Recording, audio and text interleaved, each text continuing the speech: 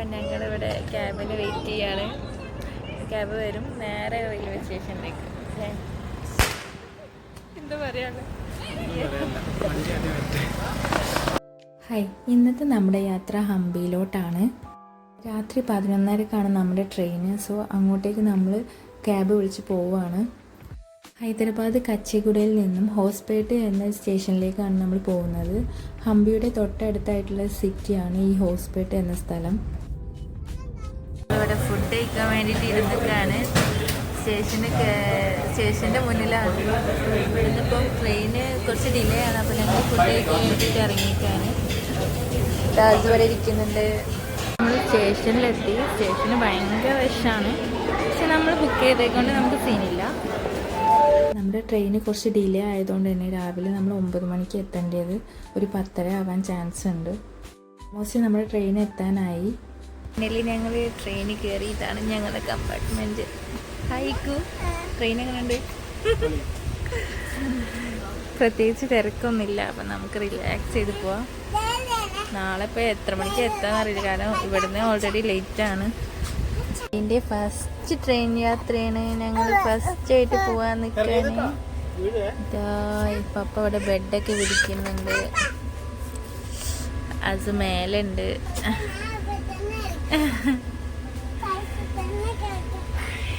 ജിയു, നമുക്ക് ട്രെയിനിൽ പോകാം. ജിയു, ട്രെയിൻ ഇഷ്ടായോ? അസുക്ക് ട്രെയിൻ ഇഷ്ടായോ? സൂപ്പറാ?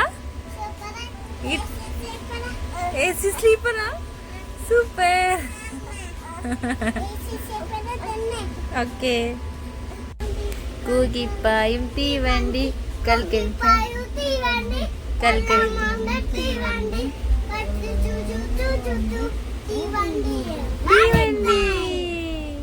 കുത്തിവണ്ടി കൂകിപ്പായും തീവണ്ടി തീവണ്ടി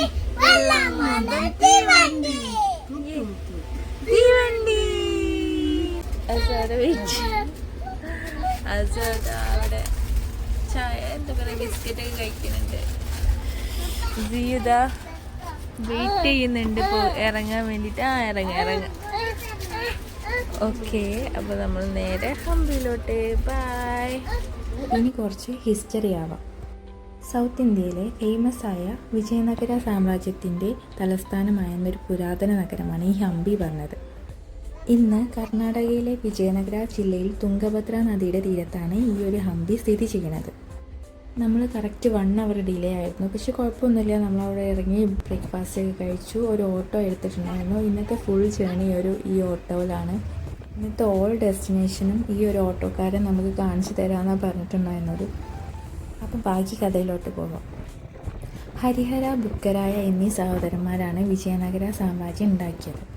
ഹംപിയുടെ പഴയ പേര് പമ്പ എന്നായിരുന്നു. തുംഗഭദ്ര നദിയുടെ പഴയ പേരും പമ്പ എന്നായിരുന്നു. 1509 മുതൽ 1529 വരെയുള്ള കാലഘട്ടത്തിലാണ് ഈ ഒരു ഹംപി അതിൻ്റെ സുവർണ്ണ കാലഘട്ടത്തിലെത്തുന്നത്. അതായത് ഈ കാലത്താണ് ഏഷ്യയിലെ ഏറ്റവും വലിയ വ്യാപാര കേന്ദ്രങ്ങളിൽ ഒന്നായി ഈ ഹംപി മാറിയത്. നമ്മുടെ പാരീസിനേക്കാൾ 3 ഇരട്ടി വലിപ്പമുണ്ടായിരുന്ന ഈ നഗരം ബീജിങ്ങിന് തൊട്ടു പിന്നിലായി ലോകത്തിലെ 2ാമത്തെ വലിയ നഗരമായിരുന്നു അന്നത്തെ കാലത്ത്. സോ ഇതാണ് നമ്മുടെ ഫസ്റ്റ് ഡെസ്റ്റിനേഷൻ, വിതാല ടെമ്പിൾ. മനോഹരമായ വാസ്തുവിദ്യക്കും കൊത്തുപണികൾക്കൊക്കെ പേര് കേട്ട ക്ഷേത്രമാണത്. 1565 തളിക്കോട്ട യുദ്ധത്തിൽ ഡെക്കാൻ സുൽത്താൻമാരുടെ ആക്രമണത്തിൽ വിജയനഗര സാമ്രാജ്യം പരാജയപ്പെട്ടു. തുടർന്ന് ഹംപി നഗരം കൊള്ളയടിക്കപ്പെടുകയും നശിപ്പിക്കപ്പെടുകയും ചെയ്തു. ഇതിനുശേഷം ഈ പ്രദേശം ഒരു തകർന്ന നഗരമായി അവശേഷിച്ചു. ഈ ഒരു സ്റ്റോൺ ചാരിയറ്റ് ഭയങ്കര ഫേമസ് ആണ് കേട്ടോ ഈ ടെമ്പിളത്തെ. നമ്മുടെ അടുത്ത ഡെസ്റ്റിനേഷൻ ക്യൂൻസ് ബാത്തിലേക്കാണ്. ഇതാണ് ക്യൂൻസ് ബാത്ത്. പണ്ടത്തെ രാജാക്കന്മാർ ഫാമിലിയൊക്കെ അവരുടെ പ്രൈവറ്റ് പൂളും കാര്യങ്ങളായിട്ട് ഉപയോഗിച്ചൊരു സ്ഥലമാണിത്. അടിപൊളിയായിരുന്നു ഇതിൻ്റെ ഉള്ളത്തെ യാത്രയൊക്കെ. കാരണം അതിൻ്റെ ബാൽക്കണിയും കാര്യങ്ങളൊക്കെ ഭയങ്കര കൊത്തുപണികളൊക്കെ ചെയ്തിട്ട് നല്ല ഭംഗിയുണ്ടായിരുന്നു. ഈ ഒരു സ്ഥലത്തിൻ്റെ പേരാണ് മഹാനവമി ദിബ്ബ.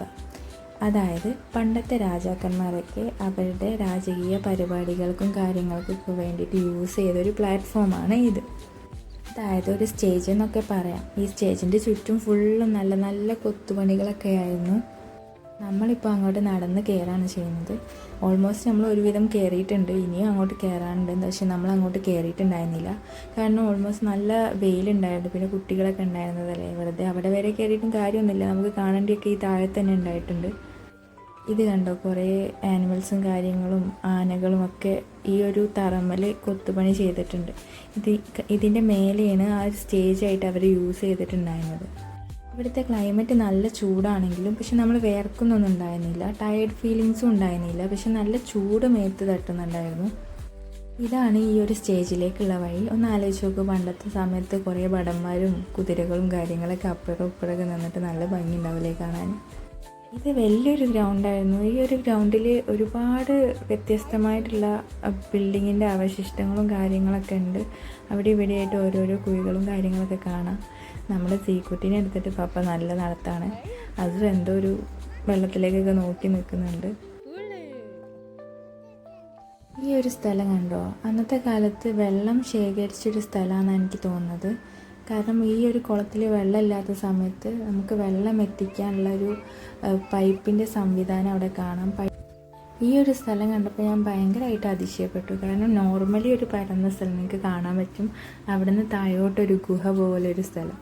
അങ്ങനെ നമ്മൾ അതിൻ്റെ ഉള്ളിലേക്ക് ഇറങ്ങി പോവുകയാണെങ്കിൽ കണ്ടു ഈ ഒരു ഏരിയ കാണാം. ഈ ഏരിയ മാത്രമല്ല, അതിൻ്റെ ഉള്ളിൽ കുറേ റൂമുകളും കാര്യങ്ങളൊക്കെ ഉണ്ട്. ചില റൂമിലൊന്നും തീരെയും വെളിച്ചില്ല, ഫുള്ളും ബ്ലാക്കായിട്ട് ഇരിക്കുന്നുണ്ടാവുന്നത്. അന്ന് റാന്തലും കാര്യങ്ങളൊക്കെ കത്തിച്ചിട്ടുണ്ടാവും, നമുക്കറിയില്ല. സത്യം പറഞ്ഞാൽ ഇതിൻ്റെ ഉള്ളിലൂടെയൊക്കെ ഞാൻ ടോർച്ച് അടിച്ചിട്ടായിരുന്നു പോയിട്ടുണ്ടായിരുന്നത്. കാരണം നിങ്ങൾക്കറിയാം, അത്രക്കും ബ്ലാക്കാണ്. ആൾക്കാരൊക്കെ അവിടുന്ന് ടോർച്ചൊക്കെ അടിച്ചിട്ട് വരുന്നുണ്ട്, കണ്ണ് കാണാത്തതുകൊണ്ട്. അങ്ങനെ നമ്മൾ അതിൻ്റെ ഉള്ളിൽ നിന്ന് പുറത്തേക്ക് തന്നെ ഇറങ്ങിയിട്ടുണ്ടായിരുന്നു. ഇവിടെ ഒരു വഴി കാണാം, അതിൻ്റെ ഉള്ളിലൂടെ നമ്മൾ പുറത്തേക്ക് ഇറങ്ങിയിട്ടുണ്ടായിരുന്നു. പുറത്തെത്തിയപ്പോൾ ഇങ്ങനൊരു സാധനം ഈ ഭൂമിൻ്റെ അടിയിലുണ്ട് എന്ന് തന്നെ നമുക്ക് അറിയാൻ പറ്റാത്തൊരു സിറ്റുവേഷനാണ്. ഇവിടുത്തെ എൻട്രി ഒരു സ്ഥലത്തും എക്സിറ്റ് ഒരു സ്ഥലത്തുമാണ്. അതുകൊണ്ട് തന്നെ നമ്മുടെ ഓട്ടോക്കാരൻ അവിടെ എക്സിറ്റിൻ്റെ അവിടെ വെയിറ്റ് ചെയ്യുന്നുണ്ട്. അപ്പോൾ നമ്മളിപ്പോൾ അയാളുടെ അടുത്തേക്കാണ് പോയിക്കൊണ്ടിരിക്കുന്നത്. ഇവിടെയും എന്തൊക്കെയോ പൊട്ടി പാളിയ കുറേ സാധനങ്ങളൊക്കെ കാണാം. അപ്പോൾ നമ്മുടെ അടുത്ത ഡെസ്റ്റിനേഷൻ വരുന്നത് ലോട്ടസ് ടെമ്പിളാണ്. അവിടേക്കാണ് നമ്മൾ ഈ പോയിക്കൊണ്ടിരിക്കുന്നത്. ഇവിടെ ഒരു ക്ലോക്ക് ടവറൊക്കെ കാണാം. ഈ ഒരു നടത്തം എനിക്ക് ഭയങ്കരമായിട്ട് ഇഷ്ടപ്പെട്ടു. അത് നന്നായിട്ട് എൻജോയ് ചെയ്തു, കാരണം അത്രയും നല്ല ഭംഗിയുള്ളൊരു സ്ഥലമായിരുന്നു ഇത്. സോ ഇതാണ് ലോട്ടസ് മഹൽ. എന്തോ ഇസ്ലാമിക വാസ്തുവിദ്യയുടെ ഒരു ഉദാഹരണമാണ് ഈ ഒരു കൊട്ടാരം. സത്യം പറഞ്ഞാൽ നമുക്കൊരു ഐഡിയയും കിട്ടില്ല. ഇത് കാണുന്ന സമയത്ത് ഭയങ്കര കൗതുകം മാത്രം. ഇത് എങ്ങനെ ഉണ്ടാക്കിയത്, ഇങ്ങനെ ഒരു കൊത്തുപണികളൊക്കെ ചെയ്തതെന്നാണ് നമ്മളിങ്ങനെ വണ്ടടിച്ച് പോവുക. കാരണം അത്രയ്ക്കും മനോഹരമായിട്ടാണ് ഇവർ ഇതൊക്കെ ഉണ്ടാക്കിയിട്ടുണ്ടായിരുന്നത്. ഈ ലോട്ടസ് മഹലിൻ്റെ തൊട്ട് പിറകിലായിട്ടാണ് ഈ ഒരു എലിഫൻറ്റ് സ്റ്റേബിൾ ഉണ്ടായിട്ടുണ്ടായിരുന്നത്. നമ്മുടെ അടുത്ത ഡെസ്റ്റിനേഷൻ ഇതായിരുന്നു. വിജയനഗര സാമ്രാജ്യത്തിലെ ആനകളെ പാർപ്പിച്ചിരുന്ന ഒരു സ്ഥലമാണ് ഇത്. അതുകൊണ്ടാണ് ഇതിനൊരു എലിഫൻറ്റ് സ്റ്റേബിൾ എന്നുള്ളൊരു പേര് വന്നിട്ടുണ്ടായിരുന്നത്. ഇനിയും നമുക്ക് റിലാക്സ് ചെയ്യാൻ പറ്റിയ ഒരുപാട് സ്ഥലങ്ങളുണ്ടായിരുന്നു. കുറച്ചുകൂടി മരങ്ങളും കാര്യങ്ങളൊക്കെ ഇൻക്ലൂഡഡ് ആയിരുന്നു. അതുകൊണ്ട് തന്നെ നമുക്ക് നല്ലൊരു ഓക്സിജനും കാര്യങ്ങളും തണലൊക്കെ ഇവിടെ വന്നപ്പോൾ കിട്ടിയിട്ടുണ്ടായിരുന്നു. ഇവിടെ നമ്മൾ കുറച്ച് നേരം റിലാക്സ് ചെയ്തിട്ടാണ് അടുത്ത ഡെസ്റ്റിനേഷനിലേക്ക് പോയിട്ടുണ്ടായിരുന്നത്. നമ്മുടെ അടുത്ത ഡെസ്റ്റിനേഷൻ ബദാവിലിംഗ ക്ഷേത്രത്തിലേക്കായിരുന്നു.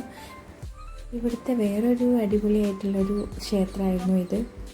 ഈ ഒരു ക്ഷേത്രത്തിലാണ് ഹംപിയിലെ ഏറ്റവും വലിയ ഏകശിലാ ശിവലിംഗം സ്ഥിതി ചെയ്യുന്നത്. ഒറ്റക്കല്ലിൽ നിർമ്മിച്ച മനോഹരമായ ലിംഗമാണിത്. വിജയനഗര സാമ്രാജ്യത്തിൻ്റെ കാലം മുതൽ ഈ ഒരു ക്ഷേത്രം നിലവിലുണ്ടെന്ന് വിശ്വസിക്കപ്പെടുന്നുണ്ട്. ഇത് കഴിഞ്ഞിട്ട് നമുക്കിനി ഇവിടുത്തെ ഫേമസ് ആയിട്ടുള്ള വേറൊരു ക്ഷേത്രത്തിലും കൂടി പോകാനുണ്ട്. സത്യം പറഞ്ഞാൽ ഒരിക്കലെങ്കിലും ഈ ഒരു ഹംപിയിലേക്ക് പോയിരിക്കണം. കാരണം അത്രക്കും വ്യത്യസ്തമായ ഓരോരോ കെട്ടിടങ്ങളാണ് നമുക്കവിടെ കാണാൻ പറ്റുക. അതും അന്നത്തെ കാലത്ത് ഇത്രയും അടിപൊളിയായിട്ട് കൊത്തുപണിയിലൊക്കെ ചെയ്തിട്ടുണ്ടെങ്കിൽ അത് ശരിക്കും പറഞ്ഞാൽ നല്ലൊരു എക്സ്പീരിയൻസ് ആണ്. ഇതിൻ്റെ ഉള്ളിലാണ് ആ ഒരു ശിവലിംഗം ഉണ്ടായിരുന്നത്. അങ്ങനെ നമ്മൾ അവസാനത്തെ ഡെസ്റ്റിനേഷനിലെത്തി. വിരൂപാക്ഷ ടെമ്പിളാണ് ഇത്. ഈ ഒരു ക്ഷേത്രം 7ാം നൂറ്റാണ്ടിലാണ് ഉണ്ടാക്കിയത്. ഇവിടെ നല്ല ബജിയും സ്നാക്സൊക്കെ കിട്ടും. നമ്മളതൊക്കെ കഴിച്ചു. ലഞ്ച് സ്കിപ്പ് ചെയ്തുകൊണ്ട് തന്നെ ഡിന്നർ നമ്മൾ അടിപൊളിയാക്കി. 9 മണിക്കാണ് നമ്മുടെ ബസ്, സ്ലീപ്പറാണ്. അതുകൊണ്ട് തന്നെ നമുക്ക് നന്നായിട്ട് ഉറങ്ങാൻ പറ്റും. രാവിലെ നീറ്റ് ഹൈദരാബാദ് എത്തും. ഇന്നത്തെ വിശേഷം ഇത്രയുള്ളൂ. അടുത്ത വീഡിയോയിൽ കാണാം. ബൈ.